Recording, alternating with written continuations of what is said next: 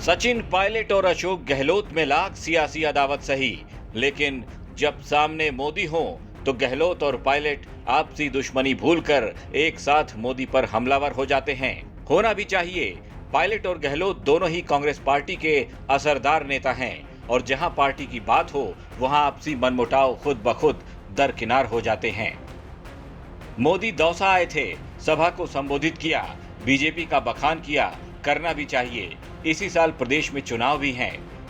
मोदी जी ने दिल्ली मुंबई एक्सप्रेसवे का श्रेय लिया, राजस्थान के विकास की बात की, हर वर्ग हर जाति के उत्थान का वादा किया। लेकिन जैसे ही मोदी ने ईआरसीपी पर अपनी बात कही, वैसे ही राजस्थान के दोनों बड़े नेता अशोक गहलोत और सचिन पायलट मोदी पर हमलावर हो गए। पूर्वी राजस्थान के 13 जिलों की जनता से विश्वासघात करने का आरोप लगाने लगे। ये हमारे इश्यू बना हुआ है, क्योंकि आपने पिछले चुनाव के वक्त में जयपुर में अजमेर में जिक्र किया था कि पॉजिटिव रूप में आप इसको राष्ट्रीय परियोजना घोषित करने का प्रयास करेंगे। मेरा इतना रिक्वेस्ट है कि 16 परियोजना चल रही देश के अंदर, एक परियोजना अगर आप करते हैं तो आपके बड़ा आभारी रहेंगे राजस्थानवासी। और 13 जिले जहाँ बैठे हुए हैं दौसा के अंदर, वो जिला भी उसी में आता है, 13 जिले का आता है। जयपुर भी आएगा, अलवर भी आता है, अजमेर भी आते हैं, करौली, धौलपुर, भरतपुर, सब इम्पोर्टेंट जिले, टोंक। तो मैं आपसे रिक्वेस्ट करूंगा कि ईआरसीपी को आप थोड़ा महत्व देंगे और प्रायोरिटी पे आप निर्णय करेंगे तो समयबद्ध काम से काम पूरा होगा, तो पूरे 13 जिले की प्यास बुझेगी। वरना राजस्थान आज़ादी के पहले से ही आप जानते हैं कि जो स्थिति है पानी को लेके बहुत संकट में हम रहे हैं। प्रदेश के पूर्व डिप्टी सीएम सचिन पायलट ने ट्वीट करते हुए मोदी को निशाने पर ले लिया। पायलट ने लिखा कि पिछले 15 दिनों में प्रधानमंत्री जी दूसरी बार राजस्थान आए, मगर ईआरसीपी को राष्ट्रीय परियोजना का दर्जा देने की दिशा में कोई ठोस कदम नहीं उठाया। पायलट ने लिखा कि ईआरसीपी 13 जिलों के लिए संजीवनी है और लोगों की समृद्धि का सवाल है। इसे राष्ट्रीय परियोजना का दर्जा देने से बचना ठीक नहीं है। मुख्यमंत्री अशोक गहलोत ने ट्वीट किया और 13 जिलों की जनता के लिए पानी की उपलब्धता को जरूरी बताया।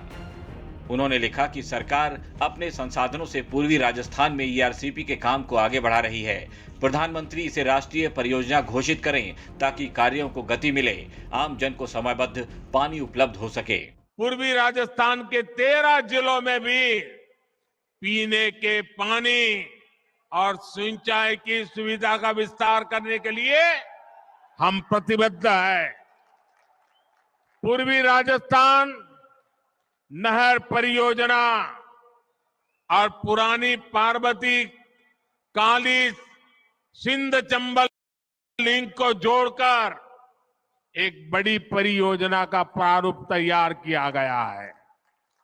इस प्रारूप को केंद्र सरकार ने राजस्थान और मध्य प्रदेश की सरकारों के साथ साझा किया है।